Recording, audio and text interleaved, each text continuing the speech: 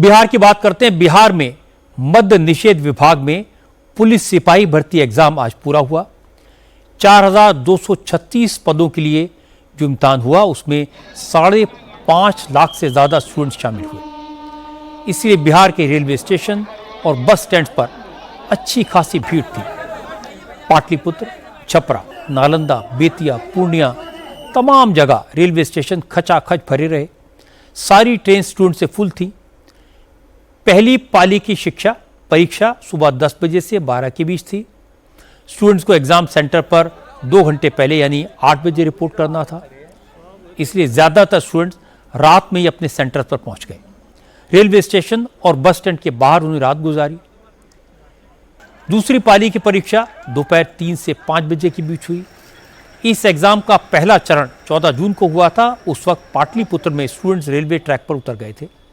Station खचाखच भर गए थे। रेलवे को अचानक स्पेशल ट्रेन चलानी पड़ी थी, इसलिए इस बार रेलवे पहले से अलर्ट था। एग्जाम के लिए कुल 30 परीक्षा स्पेशल ट्रेनें चलाई गई। स्टूडेंट्स को एग्जाम सेंटर तक पहुंचाने के लिए कल 5 और स्पेशल ट्रेन चली। 25 ट्रेन आज चलाई गई।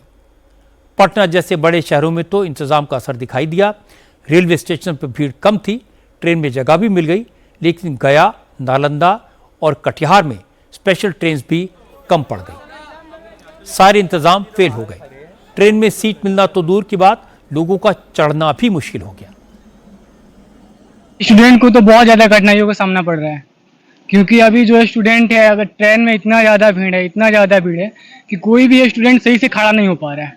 एक दूसरे के बॉडी के ऊपर इधर उधर झूल झाल के, मतलब बहुत ज्यादा स्ट्रगल। ऐसा होता है ना, भूसा जैसे कस के स्टूडेंट आ रहे हैं कि यहाँ पर कम से कम संख्या होगा 50,000 की, और सब जो है कि पटना ही जाने वाला है। कैसे जाएगा?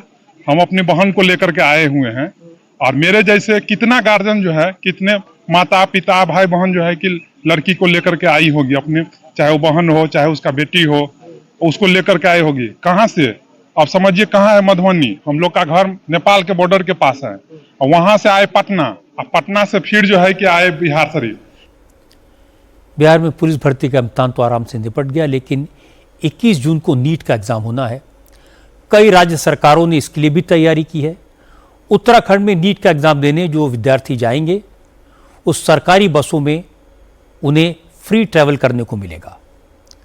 स्टूडेंट तैयारी में लगे हैं, लेकिन आज राहुल गांधी ने इस मुद्दे पर सियासत की। कोटा पहुंचे। राहुल ने स्टूडेंट्स के बीच मंच सजाया और राहुल ने कहा वो आज कोई पॉलिटिकल बात करने नहीं आए हैं, वो सिर्फ स्टूडेंट्स को इंडिया का एजुकेशन सिस्टम समझाने आए हैं। और इसका राहुल ने नीट स्टूडेंट्स की पढ़ाई पर होने वाला खर्च कैलकुलेट किया। राहुल ने कहा कि मौजूदा सिस्टम सिर्फ आम लोगों की जेब से पैसे खींचने का तरीका है। ये सिस्टम जॉब की गारंटी नहीं देता। देश में 1000 में से सिर्फ 12 लोगों को सैलरीड जॉब मिलती है।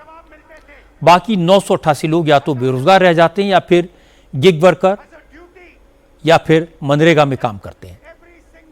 राहुल ने कहा यह सिस्टम बदलना चाहिए। The Indian education system is a rejection system. It is not a selection system. NEET में 22 लाख स्टूडेंट्स एग्जाम लेते हैं। 22 लाख स्टूडेंट्स एग्जाम लेते हैं नीट का। उनकी फैमिलीज में से, आपकी फैमिली में से, आपकी फैमिली में से 1.32 लाख करोड़ रुपए हर साल लिए जाते हैं। 1,32,000 करोड़ रुपए 22 लाख परिवारों के जेब में से खींचा जाता है।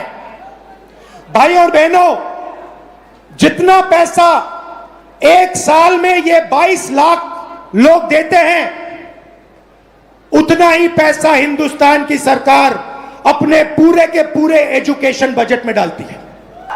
India's education system is a extortion machine. ये आपसे पैसे लेने का सिस्टम है, ये सिर्फ शिक्षा देने का सिस्टम नहीं है। हिंदुस्तान का एजुकेशन सिस्टम अपने बच्चों को प्रेशराइज करता है, स्ट्रेस देता है, दबाता है, कुचलता है, और ये देश के लिए सही नहीं है।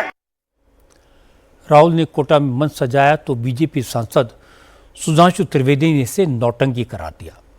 सुधांशु त्रिवेदी ने कहा कि नीट एग्जाम से 72 घंटे पहले राहुल कोटा जाकर क्या मैसेज देना चाहते हैं, आखिर क्यों वो पढ़ाई के वक्त बच्चों का टाइम खराब कर रहे हैं। सुधांशु त्रिवेदी ने कहा कि राहुल का मकसद सिर्फ और सिर्फ राजनीति करना है, लेकिन बच्चों के भविष्य को लेकर ऐसा नहीं होना चाहिए।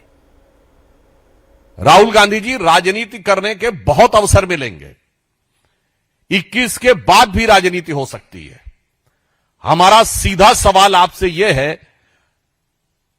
कि आप इन्हीं आखिरी के 72 घंटों में राजनीति क्यों करना चाह रहे हैं। परीक्षा तैयारी के इस अंतिम चरण में छात्रों को आप डिस्ट्रैक्ट करके पुनः मानसिक यातना क्यों देना चाह रहे हैं और उनको तैयारी से डाइवर्ट क्यों करना चाह रहे हैं। हमने माना कि आप छात्र जीवन में भी असफल रहे, आपने जहां नौकरी की वो कंपनी, वहां भी आप असफल रहे, मॉनिटर नाम की ब्रिटिश कंपनी में नौकरी की, फिर आपने बैकऑप्स नाम की कंपनी में कुछ शेयरवेयर लिए, कंपनी चलाई, उसमें भी आप असफल रहे, नेता के रूप में भी असफल रहे।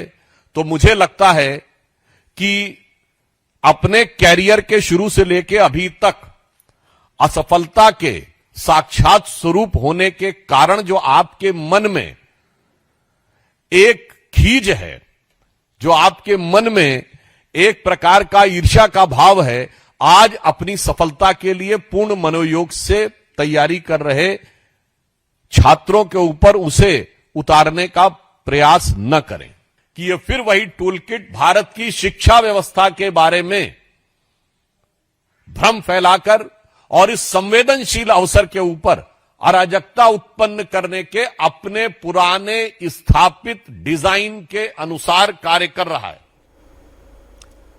ये बात सही है, 21 तारीख को नीट का एग्ज़ाम होना है। आज मैंने बहुत सारे पेरेंट्स की बात सुनी, उनका कहना है कि अगर राहुल को पब्लिक मीटिंग करनी थी, एजुकेशन सिस्टम के बारे में बात करनी थी, तो थोड़े दिन पहले कर लेते या फिर एग्ज़ाम के बाद करते। और मुझे लगता है कि पेरेंट्स की बात सही है। अगर राहुल को स्टूडेंट के भविष्य की इतनी फिक्र है तो वो इस वक्त स्टूडेंट को डिस्टर्ब ना करते। बेहतर होता कि नीट के स्टूडेंट अपने एग्ज़ाम पर फोकस करें, बाकी बातें उसके बाद हो जाएंगी।